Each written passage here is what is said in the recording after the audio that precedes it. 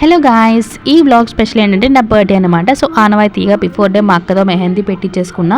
మా అక్క అయితే చాలా ఇంప్రూవ్ అయింది మెహందీ పెట్టడంలో.